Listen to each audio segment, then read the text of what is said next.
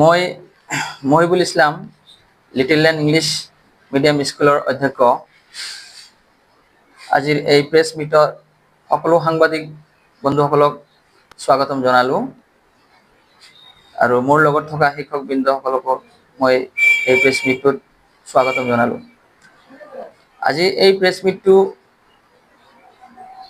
দিয়াৰ যিটো উদ্দেশ্য, এই উদ্দেশ্যটো মই প্ৰথমতে ব্যাখ্যা কৰিবলৈ ওলাইছোঁ।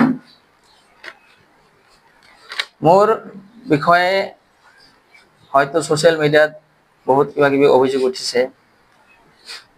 এইখিনি কিহৰ কাৰণে কি হ'ল অলপ মই সংক্ষেপত ক'বলৈ গৈ আছোঁ। মই 11 জুলাই তাৰিখত জনিয়াৰ পৰা বৰপেটা যোৱাৰ সময়ত তাতে কেবি কেন্দ্ৰীয় বিদ্যালয় স্কুলৰ ছাত্ৰ ছাত্ৰী আনিবলৈ গৈ আছিলোঁ। জনিয়াৰ পৰা দুজন ল'ৰা বাইক লৈ মোৰ পিছা কৰে। মোৰ গাড়ীখনৰ পিছফালে ভিডিঅ' বনাই আছিল। মই হঠাতে লুকিং মিৰৰেদি চোৱাতে দেখিলোঁ কাৰোবাই ভিডিঅ' বনাই আছে। মই গাড়ীখন ৰখাই দিলোঁ। ৰখোৱাৰ পিছত তেখেতক ক'লোঁ যে তোমালোকে ভিডিঅ' কিয় বনাই আছে মোৰ গাড়ীত?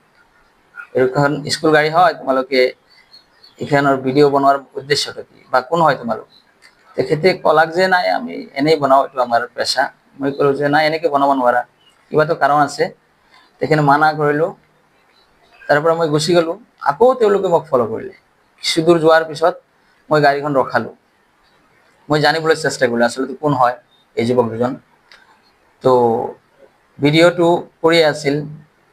মই ক'লোঁ যে তোমালোক আকৌ এই কামটোৱে কৰি আছা, তোমালোকক কোনে পঠাইছে বা কিয় কৰি আছা মোক কোৱা। কয় নাই আমি এনেই কৰি আছোঁ, এইটো আমাৰ এনেই কৰিমেই। তেতিয়া মই অলপ সন্দেহ হ'ল মোৰ যে হয়তো মোৰ স্কুলৰ গাড়ী, কিবা কিডনেপাৰ লগত জড়িত থকা ল'ৰা ছোৱালীবিলাক বা ল'ৰা হ'ব পাৰে, এওঁলোক ইনফৰ্মাৰ হ'ব পাৰে। মই গাড়ী ৰখাই তেওঁলোকৰ পৰা প্ৰথমতে সুধিলোঁ কোন, তেওঁলোকে মানা কৰে যে নাই আমি এনেই বনাওঁ। ঠিক আছে, মই মোবাইলটো ল'ব খুজিলোঁ যে চাওক কি ভিডিঅ' বনাইছা। তেতিয়া তেখেতে মোৰ লগত হেঁচা হেঁচি ঠেলা হেঁচি কৰিলাক। এনেকুৱা হ'ল যে মোৰ ওপৰত আক্ৰমণে কৰিবলৈ ধৰিলে। দুজন ল'ৰা আছিল, যিজনে ভিডিঅ' বনাই আছিল বেলেগ ল'ৰাটোৱে মোক আক্ৰমণ কৰিব খুজিলে। এতিয়া মই নিজৰ চেল্ফ ডিফেন্সৰ কাৰণে মই ওচৰত এটা বাঁহৰ লাঠি আছিল, বিজলী বাঁহৰ লাঠি, সেইখনেদি মই 2-4 কোব দিছোঁ। হয়তো তাৰ লাষ্টৰ যিটো কোব তাৰ মাথাত লগা বুলি দেখুৱাইছে ভিডিঅ'টোত। এই কোবটো মই মাথাত দিয়া ইচ্ছা নাছিল, মই হাতত দিছিলোঁ, কিন্তু মাথাটো অলপ হেলি দিয়াতে মাথাত লাগি গ'ল। তাৰপিছত খং উঠিছিল মোৰ, মই ডিঙিটো অলপ চিপা মাৰিছোঁ খঙতে। মই বাৰণ কৰাৰ পিছতো তুমি মোৰ পিছে পিছে কিয় আহিলা? কি ৰহস্য তোমালোকৰ? সেইকাৰণে মই অলপ বেছি এগ্ৰেছিভ হৈ অলপ মাৰিলোঁ ল'ৰাটোক ভালকে। তো হয়তো এজ এ টিচাৰ হৈ মই যিখিনি সীমাবদ্ধত থাকিব লাগিছিল মই সেইখিনি থাকিব পৰা নাই, খংটো কণ্ট্ৰল কৰিব পৰা নাই। কাৰণ মোৰতো নিজা চেল্ফ ডিফেন্সৰ কথা আছে, মই নিজৰ লাইফটো মই নিজে প্ৰটেক্ট কৰিব লাগিব। সেইকাৰণে সেই পৰিস্থিতিটো তাতে হৈছিল। আৰু এজ এ টিচাৰ হৈ সেইখিনি কৰিব নালাগে এটা অধ্যক্ষ হৈ, তাৰ কাৰণে মই সমাজৰ ওচৰত ক্ষমা প্ৰাৰ্থী। তাৰপিছত মোৰ বিষয়ে বহুত কিবা কিবি অভিযোগ উঠিছে। বহুতখিনি ইছ্যু ডাইভাৰ্ট কৰাৰ কাৰণে হয়তো বি পাৰ্টি বা এন টি পাৰ্টিয়ে বহুতখিনি তেওঁলোকে কৰিলে ছ'চিয়েল মিডিয়াত। গতিকে সেইখিনি কথা মিছা এটা অভিযোগ বা মোৰ স্কুলখনৰ বদনাম কৰিবৰ কাৰণে তেওঁলোকে এই ষড়যন্ত্ৰটো কৰিছে। গতিকে সেইকাৰণে আজি এই যিটো প্ৰেছ মিট আজি মতা হৈছে। মোৰ অঞ্চলবাসীলৈ এটাই অনুৰোধ বা এটাই আহ্বান যে আমি এই অঞ্চলখন আগবঢ়াৰ কাৰণে আমাৰ যিমানখিনি অনুষ্ঠান এই অঞ্চলত আছে, সকলো অনুষ্ঠানে যাতে ভালকৈ অনুষ্ঠানবিলাক চলাই লৈ অঞ্চলটোৰ আগবঢ়াই যাব পাৰে বা আগবঢ়াই লৈ যাব পাৰে, সেইটোৱে আহ্বান থাকিব। মোৰ কাৰো লগত কোনো পাৰ্চনেলি দুশ্মনা নাই বা শত্ৰুতাও নাই।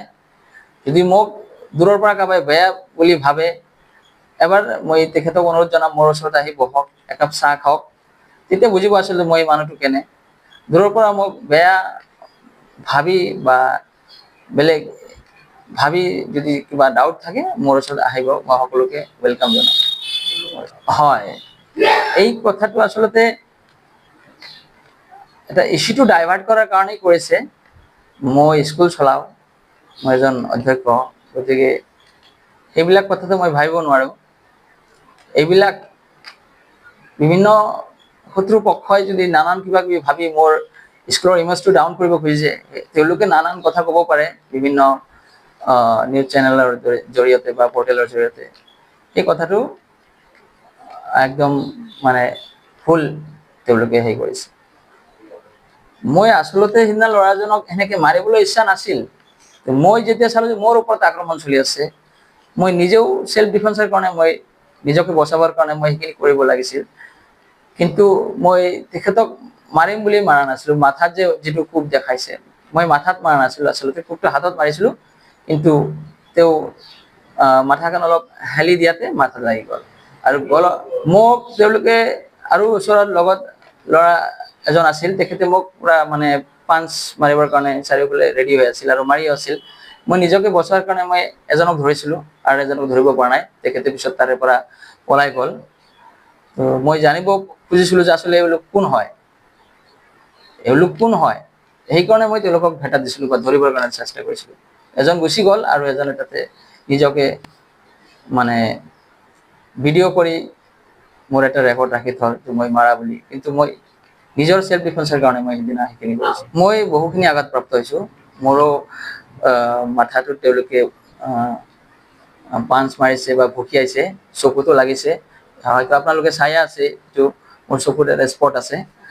মই নিজৰ সেল্ফ ডিফেন্সৰ কাৰণে সেইখিনি কৰিছোঁ, বাকী মই ইণ্টেনশ্যনেলি কোনো মাৰাৰ সেই নাছিল। আৰু মোৰ ডিঙিটো এটা চিপা মাৰাৰ সেই আছে, আঘাত আছে, চাই আছে আপোনালোকে।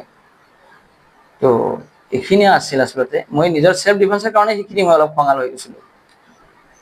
মই এজ এ অধ্যক্ষ বা এজন প্ৰিন্সিপাল হিচাপে সেইখিনি কৰিব নালাগিছিল। তাৰ কাৰণেতো মই প্ৰথমতে ক্ষমা খুজিছোঁ। মই আকৌ এবাৰ সমাজৰ ওচৰত ক্ষমা খুজিছোঁ যে আচলতে এজন শিক্ষকে মই এনেকুৱা কৰিব নালাগিছিল। মই বাধ্য হৈছিলোঁ যে মই নিজৰ চিকিউৰিটিৰ কাৰণে বা নিজৰ প্ৰটেকশ্যনৰ কাৰণে মই এইখিনি কৰাত বাধ্য হৈছিলোঁ।